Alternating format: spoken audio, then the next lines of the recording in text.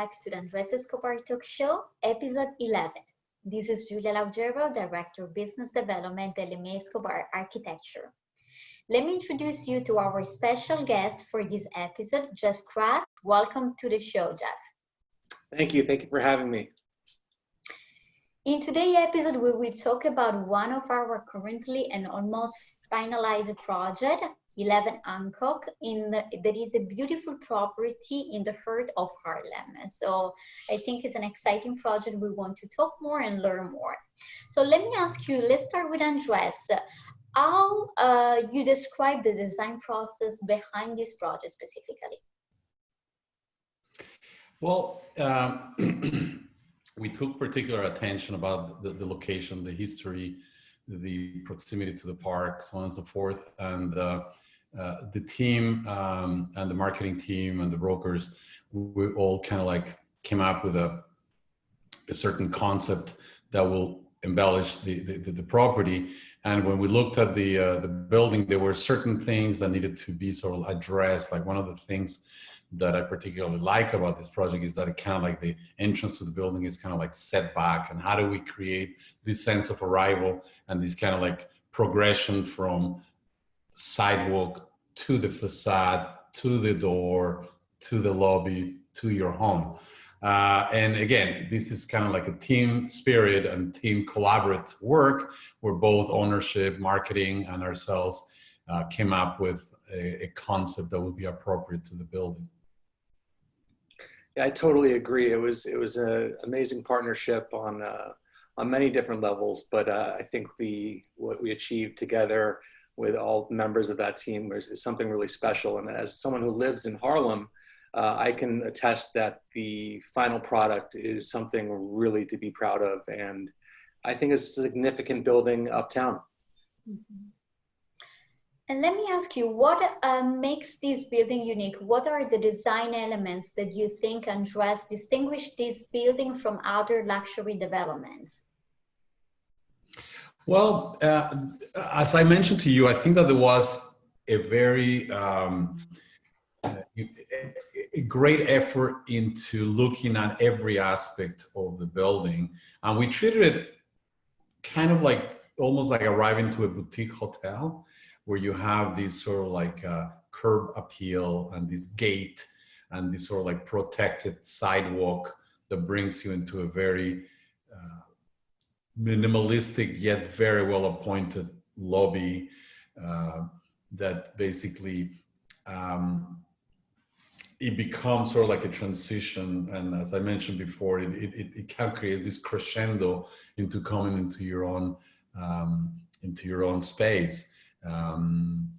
Not only the transition is important, but also the amenities that we're given this building. They're absolutely incredible. The gym, the lounge, the outdoor space is really beautiful, and the units are very well appointed, very well designed, and again, almost like coming into a pristine boutique hotel environment. Yeah, it's also very approachable. The way it was designed it's very elegant and smart, and has that downtown feel, but it's approachable. And as Andres is alluding to, as soon as you come into this welcoming lobby, the building kind of moves yourself as an owner into your home, and then into these luxurious spaces, which are designed to have extra space and light and feel. So it is special in that way. Fantastic. And Jeff, what do you think are today's buyers looking when we're talking about design, and mostly we're talking and referring to luxury developments? What do you think are the best attributes that buyers are considering nowadays? Well, it's an interesting question. For years, the term luxury had been kind of hijacked by everything else but luxury. Now people are looking for luxury to be defined by the quality that is promised behind the product. So we find these fine materials, these woods, these stones that we're using are a testament to what people are actually looking for, which is not just the label luxury, but quality, space, and the feeling that they're living an elevated lifestyle, which they deserve. Do you have a favorite space or feature in the building, something that really makes you remember this building as unique? Well, as I said, I always look at what are the difficult or the challenging aspects of a project.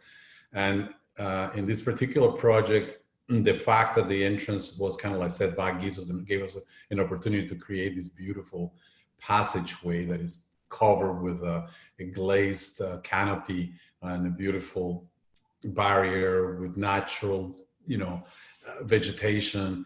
And again, it gives you that sort of like a crescendo when I said you arrive and then you go through it and you're protected and you're coming into this serene sort of very, minimalistic lobby. I think it just elevates the quality of the offering.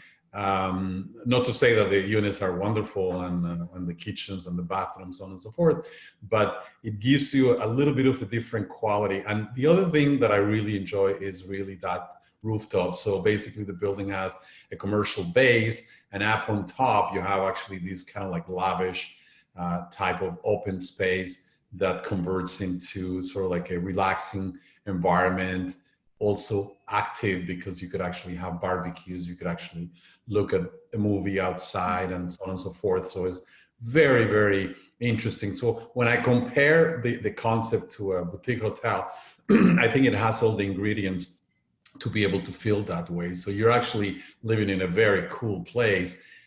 You could be as private as you want to when you're in your unit, but if you want to go down and mingle and enjoy a beautiful spring or summer or fall day, you have a great place to be.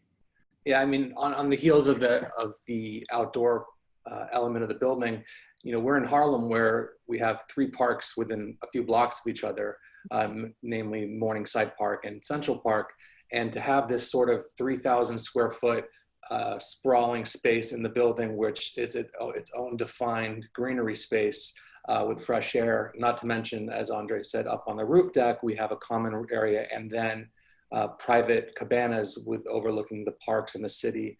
It was conceived really much an inside and outside living environment, which blends well to the Harlem skyscape because it's a low-lying neighborhood. There's very few tall buildings in the surrounding area.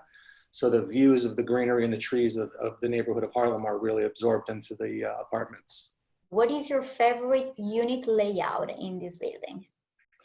It's a very tough question because they're so special in so many different ways. But the one that really sticks out to me, we have an entire collection of 1-bedroom with home offices, almost 800 square feet, which is a very rare offering in a condominium. It just gives the owner that extra little bit of space to build a home office or some sort of hobby room.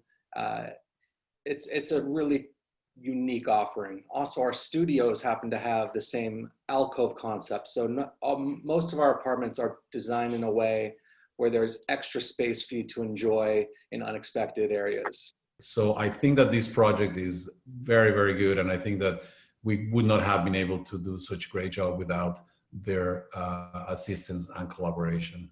Well, it's mutual. And even though we butted heads on like 75 different floorings, we finally picked one that everyone loved. Well, I think is part of that whole, respect. I mean, I think that we all understand that we have our own sort of like design aesthetic, but, Jeff and his team, they understand the market. They know what would, reflect what the people in the area are looking for. And as he mentioned, he actually lives in the neighborhood. So who better to actually listen to than the man himself? Well, I am talking to the legend himself, so it's hard to take any credit over you, but we definitely had fun working on it.